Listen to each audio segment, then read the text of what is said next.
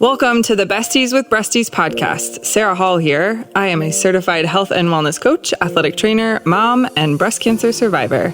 I help women overcome their own mind drama to make mind shifts that open up the possibility for their most empowered and energetic life.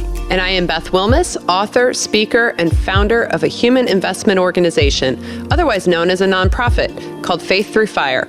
Our mission is to reduce the fear and anxiety that breast cancer patients feel and replace it with hope and a path toward thriving. This podcast is about our experiences with breast cancer and life after as young survivors and moms.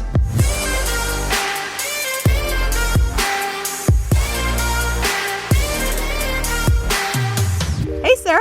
Hello. How are you? Good. How are you? Good. I'm excited about this episode. Me too. All right. So just to recap for everybody, last episode we talked to a local nonprofit dedicated to eliminating barriers to care for breast cancer patients who are worried about the financial impact of their diagnosis. Mm-hmm. And today we're going to kind of expand upon that and build on that topic by talking to another local nonprofit who offers free financial education and life skill classes to improve quality of life for St. Louis residents. So needed.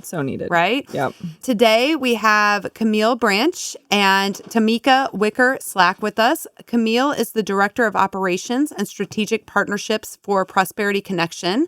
And Tamika is the Director of Financial Education for Prosperity Connection, which is a nonprofit in St. Louis. So welcome, guys. Thank you. It's so good to be here. Yeah. So we're going to open up. This will be a fun banter. We're going to open up with an icebreaker question. Yeah, we love to do icebreakers just to kind of get to know people before we start talking about work stuff. So you guys up for that? Absolutely. Lovely. Yes. All right. So if you were stuck on vacation somewhere, where would... Like for the rest of our lives? Oh, yes, for the rest of your life. Yes. Yes. Where would you be okay with being stuck? Camille, what about you? Where do you want to be? As long as there is sunshine and a beach, I am good. As long as my family is there, right? Like my kids and my husband have to be with me, I guess. Yeah, this is make-believe. You get to create the rules. Then a full-time nanny is going to be with us as well. Oh, there you go. Yep, you stole my answer. That's what I'm going to say too. That's nice. Amazing. What about you, Tamika? I would say either Hawaii or Fiji. Ooh, have you been to both those places? I've been to Hawaii and I fell in love. Oh, that's awesome. My husband absolutely adored Hawaii. Yeah. I loved Hawaii too. It is absolutely beautiful. The only thing that I didn't like is that the water felt cold. Oh, when did you go? That's true. Is that all year round? Yeah, I think so. I don't know. Interesting. Yeah. What about you, Sarah?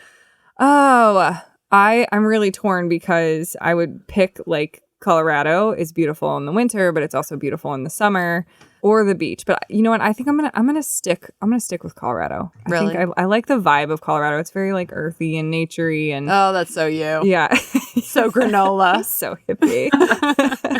That's so you. Yeah. You will find me on the beaches of Sarasota. Oh, nice. And I'm with Camille. I want a nanny. And while we're at it, Share a nanny. yeah, Oh, there you go. And a personal chef if we're gonna go big. Oh, yes. yes. All right, I like that one. Yeah. You have another one?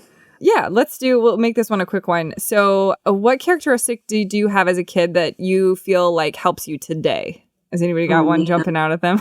This one, it does require a little thought.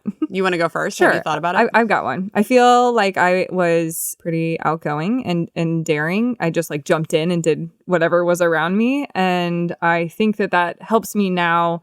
I was even just talking to a friend about this, is like, if something comes up and it presents itself as an opportunity, I just jump in and I do it. And then and then sometimes I have to step back and learn my lessons. But it's allowed me to experience a lot of things in life. Okay, because you're not afraid of trying something new. Correct. Got it. Yeah. What about you, Tamika? That's a good question. I would say my ability to just being able to gel no matter what situation I'm in. I've always been like that. Even though I will come off shy in the beginning, but that's filling out the room. Mm-hmm. And once I get the feel of the room, I'm all in. Ooh, okay. You're very you're intuitive. Like you can, you can read the roll room. with the punches. Got Yes. I could see how that would be super beneficial That's as a good an adult. quality. Mm-hmm. What about you, Totally. Camille? So I'm going back and forth. Like if I were to answer this question, I would say like my caring nature. I've always wanted to take care of things, whether it be like, a puppy or an injured bird outside or something along those lines. If you were to ask my mom and my husband, they would say my bossiness. Oh. So, I mean, I think they both have their pluses and minuses. I love the difference between how you're viewing yourself and your mom. Lady boss and caring. Right. That's funny. Nice. That's funny. Beth, what about you? Well, this has helped me as much as it's hurt me, but I don't really care what people think about me. So as a kid, it was really helpful. I just had a lot of confidence and it was just like, hey, you know. You do you. Yeah, you do you. Yeah, the same goes today. I just don't get really wrapped up in what other people think or feel. And I think it's more of a positive than a negative. But you could see how that could also go astray. Yeah, totally. Yeah. So I think if we all sit down and judge our little characteristics that we think about ourselves, anybody could say there's a positive and then there's negative. Right. But you know what? There's mostly positive. Right. Because it's you. Right. Well, I'm excited. So, Camille, do you want to kind of tell our listeners what Prosperity Connection is, what your mission is? We literally exist to promote economic success for everyone in the St. Louis region. We do that by providing financial education classes and access to reliable financial products and services, as well as one-on-one coaching. So, we want to see the St. Louis community that everybody is flourishing, that everybody has the access, the skills, the tools, and literally that confidence to achieve their financial aspirations. Yes, that's good. Yeah, I'm really excited to kind of delve into that, especially in the context of women who are potentially facing a life-threatening diagnosis. Before we kind of go into that, let's go to our first sponsor. Hair loss is consistently ranked as one of the most feared side effects of chemotherapy treatment. The emotional impact chemo hair loss can have on patients has been well documented. Scalp cooling is a simple treatment that can prevent hair loss caused by certain chemotherapy drugs. The use of scalp cooling is proven to be effective in preventing chemotherapy-induced alopecia and can result in people retaining much of their hair. Paxman is the global leader in scalp cooling. Their cold cap is scientifically proven to reduce hair loss during chemotherapy. If you are facing cancer treatment and concerned about losing your hair, ask your provider about scalp cooling and visit our website at paxmanscalpcooling.com. That's paxmanscalpcooling.com. And we're back. You gave us a little bit of an overview about Prosperity Connection, but can you tell us, how did your organization start? Yeah, so we've been around for about 11 years. We were formed in 2009 by the board of directors from St. Louis Community Credit Union. And the board recognized that our community lacked sufficient access to those vital financial education resources that build financial education. They formed us. We really got off the ground in 2012. We opened our first Excel Center. So it was serving as a destination point for the St. Louis community at large. And we used that point as a place to hold financial education classes and those coaching sessions. Since 2012, we've opened 3 additional Excel centers, which is so exciting. And currently we're not using any of them because we're all virtual, but we offer all courses and one-on-one coaching virtually right now, and hopefully soon to come back in our Excel centers throughout the St. Louis region. So I think it's really important to just say this because, Sarah and I are coming at this from the context of a breast cancer diagnosis. And I think it's really important to note that cancer doesn't exist in a vacuum. So that means that some women prior to the diagnosis are already having financial difficulties. And so that additional diagnosis just kind of compounds what they were already financially stressed about. I'm interested to know what you all think is the biggest financial mistake that you see people making. Honestly, there's a couple. So first, not feeling comfortable talking about it. We live in a society that's really stigmatized for talking about money and finances openly and honestly. And especially when you pair that with an illness or a loss of income and all the stressors that come with that, it's overwhelming and it's scary. So many times it's easier to turn a blind eye or seriously just ignore the mounting financial burdens that somebody's facing. Really opening that door and shining a light on finances and all the topics surrounding finances and supporting people through that seemingly daunting task of dealing with those finances, in turn empowering those clients to give them a script to talk through a script and like talking through points for creditors is the first step to financial well-being. Secondarily, I think that many clients, and a huge mistake that probably all of us make, I know I do it many times, is literally not knowing where our money's going. It's difficult when you're talking about families because getting everybody in the household on board with tracking finances, putting together a spending plan, or literally just knowing where their money is going is a hurdle in itself. Mm-hmm. But knowing where your dollars are going sheds light onto the importance of a spending plan. Oh my gosh, that is so true. Yeah. Sarah, have you ever done that? So my husband and I did an exercise because we were having one of those moments of where's all our money going? And it's like, well, let's consult the bank statements. And then you pour over them and you start making categories. And lo and behold, guess what? Our lives had gotten really busy and most of our money was going to eating out. So, which was not only detrimental to our finances, but also our waistline. So, but I think it's important because right after you did that, I started, my husband and I started to kind of track our finances as well. But sometimes you just need help with like creating a structure, because first I started out like with an Excel sheet, and then I started doing it on paper, and then ended up coming to this program called Wave, and now we track our finances through Wave. So having somebody to sit down with you like you guys do, like having that financial coach just kind of guide you through that, because sometimes it's just like throwing spaghetti at a wall. You're trying to figure out like, how do I even track this? I don't know where my money's going. I don't even know what I'm doing. So, well, and to your point, Camille, too, it's about, I think, as much your relationship with money, how you feel about money. For us, it wasn't just about where we were spending our money. It was also the acknowledgement that stress was causing us to spend money in these ways. And so it's not just about the dollar. It's about what motivates you to spend that dollar. And I think it's really interesting once you delve into your relationship with money, what motivates you to spend money. Sometimes it's tied to unhealthy behaviors that need to be addressed before you can even, thrive financially. I don't know if you agree with that or not, but. Oh my gosh, absolutely. No, that's absolutely true.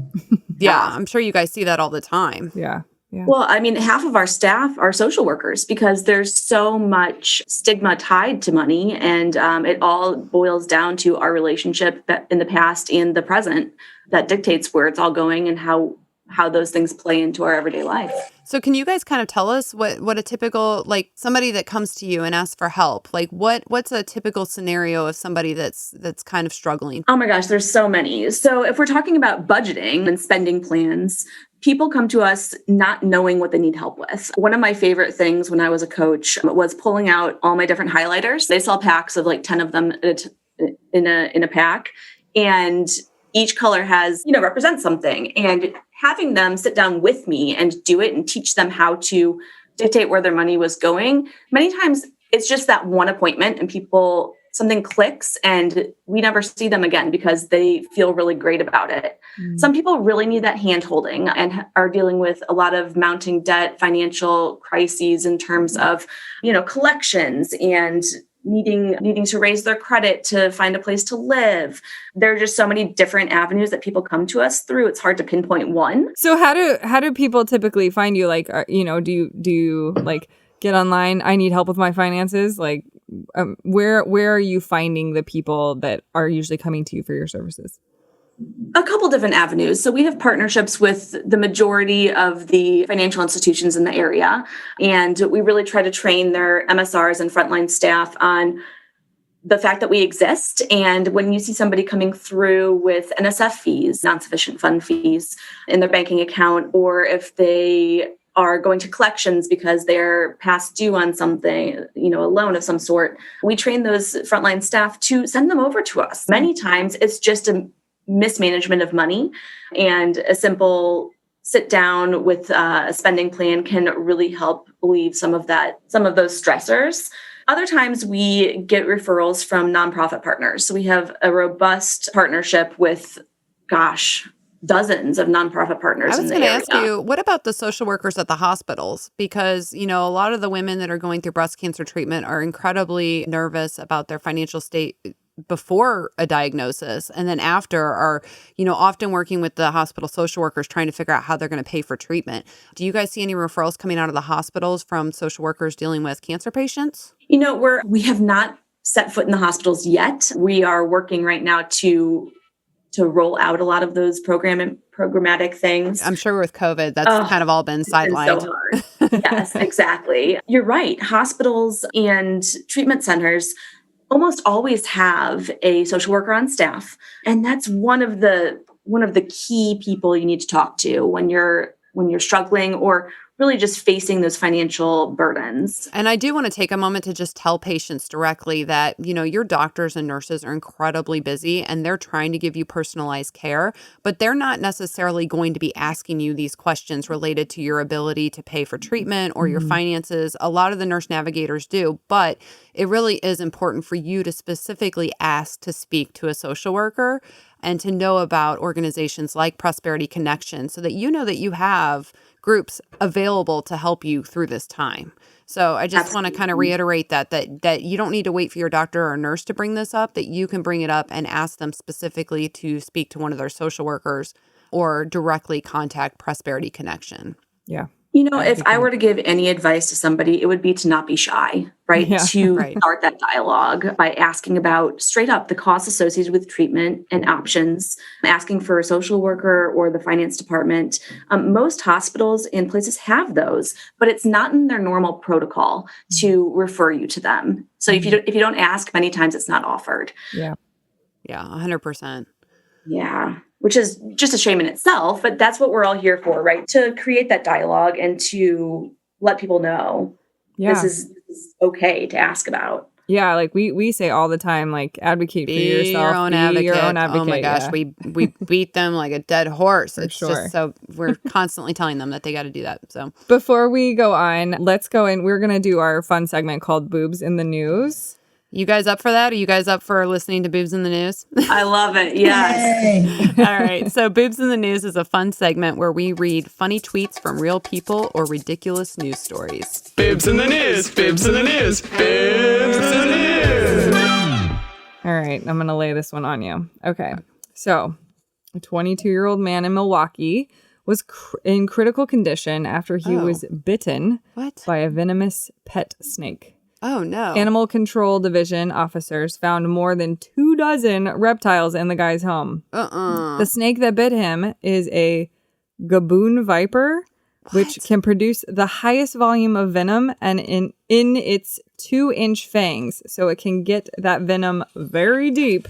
Oh. Okay. First of all, I have to stop. Gaboon viper. Like you see Why would you own that? Right. You see that in a pet shop. You're like, I want one of those. Yeah, right. Oh, it's so cute and cuddly. A. And B, I want to know if this man lived alone, because if he lived alone, he probably would have died. I don't know. But neighbors did say that the man often spoke about his snake collection and that they were the loves of his life. They were his pets. Do we think that this is still the case? Yeah, you think he holds any hostility towards this gaboon?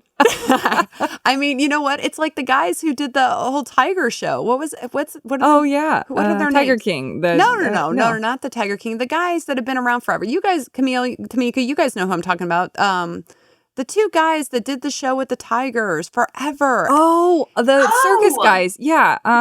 What's their names? Oh, shoot. What is their name? Blank. Chemo blank. I have no idea. Oh my gosh. One of them got attacked by their own tiger. Yeah, he did. And then But I think he came back to the show. Oh no, he defended the tiger. He was very much in the camp of it was my fault, not his fault. This guy, Roy, something in Roy. Maybe the snake was on her period or something and she just got mad. What? She's having a bad day. Well, now you've just set women back, Sarah. Sorry. Now hey, we're not allowed to have bad days? I mean. Roy, something in Roy. Siegfried and Roy. Yes. There it is. Yes. Siegfried and Roy. Okay. Sweet. Well, I'm sorry. So is he okay? Does it say? I have no idea. That's the end of the story. That's the end of the story? Like this man's in critical. Oh, really? That's terrible. Now I feel like I can't make fun of him because he's still in critical condition. We'll never know. Oh gosh. I don't know. It's a choose your own ending story. You guys can decide. That's terrible. Now I feel bad. All right. I'll have to say a prayer for him. Okay. All right. Boobs in the news. Boobs in the news. Boobs in the news. Boobs in the news. All right. And we're back. Let's think about this, Sarah. What about a success story? Do you guys have a story that might encourage somebody who's going through something difficult and really needs that encouragement that there is light at the end of the tunnel? There are a lot of success stories. The majority of them are going to come from patients who are proactive, right? So families that ask, how will this affect our bottom line? How can we make changes now in order to minimize, effects of financial toxicity later? One past client's family was really proactive. So as they saw this mounting financial burden, the kids literally sprang into action in downsizing their mom's living arrangement. They refinanced her car, just trying to do things to cut out those day-to-day costs.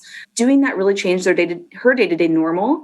But the proactive approach, it made the financial burden much less in the long run. What do you guys think about that? Because I think that sometimes in order to gain control of your finances, you do have to make those really hard hard emotional decisions, and I think for some people that's really difficult. If they buy the house that was too large, if they, are paying for their kids' private school, and they don't want to give those things up, or, they just made some bad investments, or they, or they got into credit card debt, or they gambled, too much. And there's these decisions that we all make and we have the best of intentions, but it can quickly spiral. And then it requires us to kind of cut those things out. How hard is it for people to do that? It's hard. Go ahead, Tamika.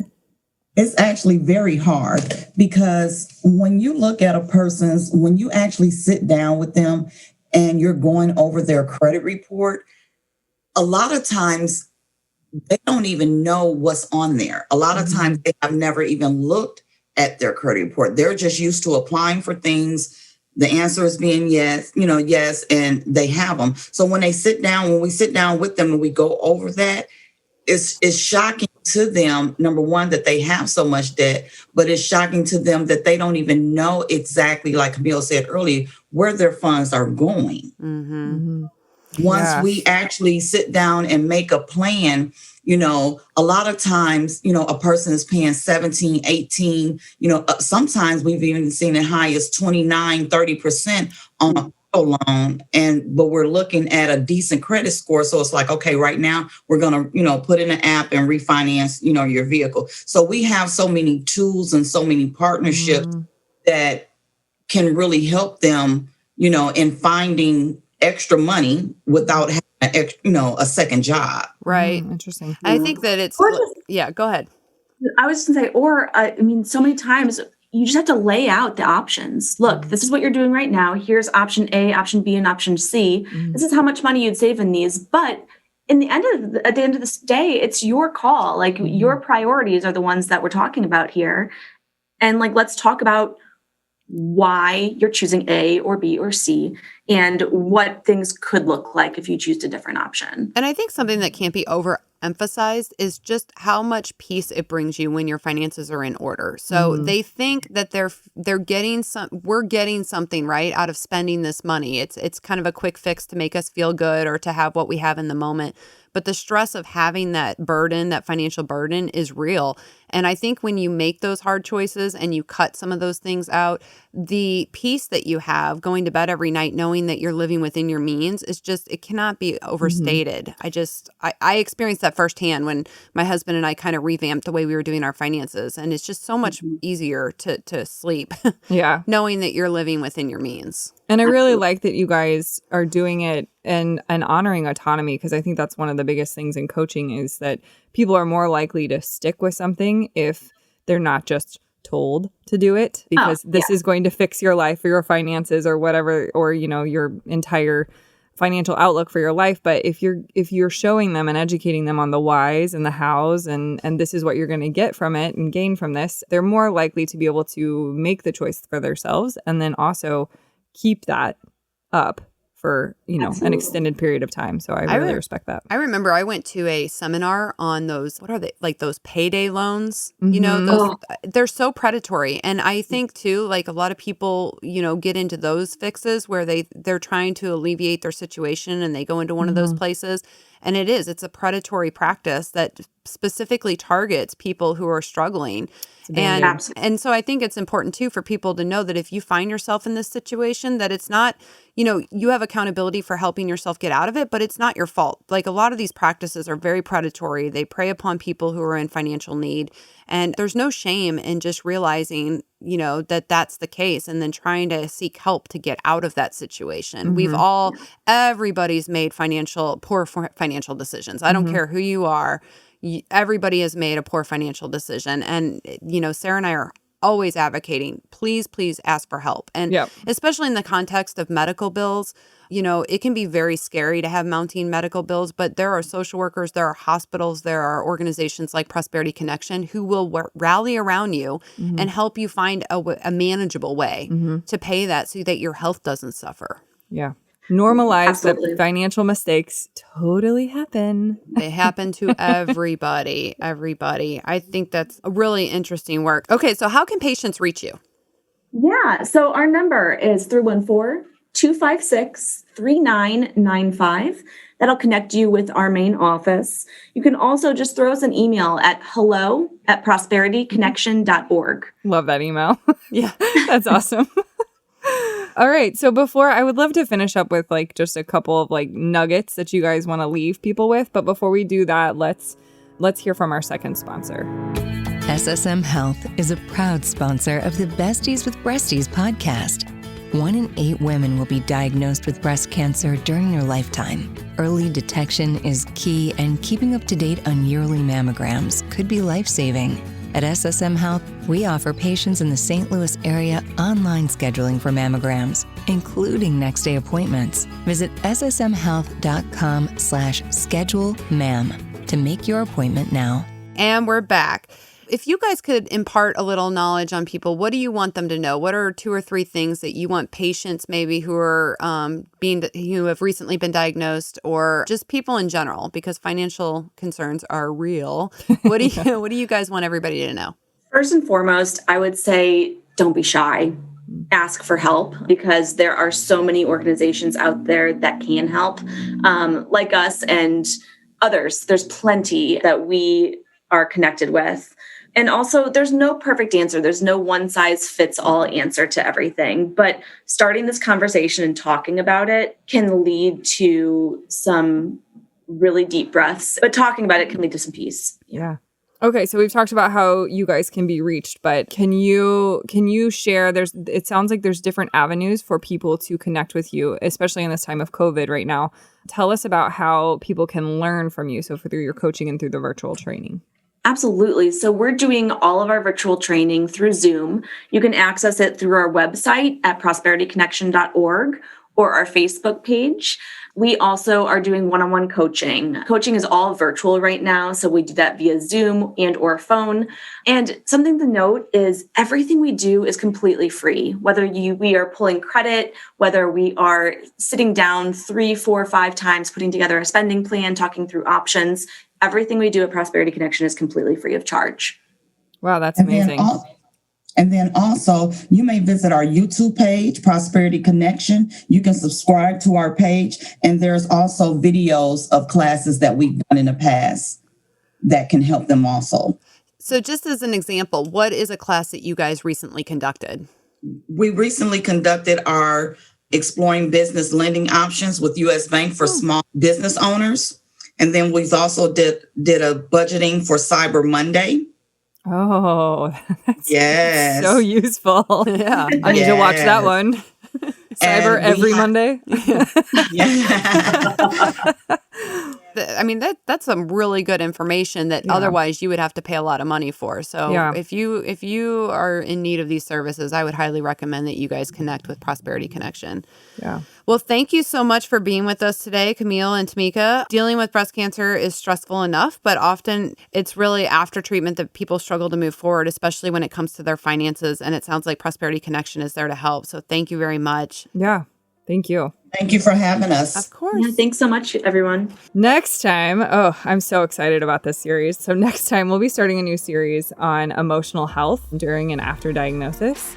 So this is where we'll get down and dirty on the side of cancer. Most people don't see the part that comes after and during in your head. So until next time. Bye, guys. Bye.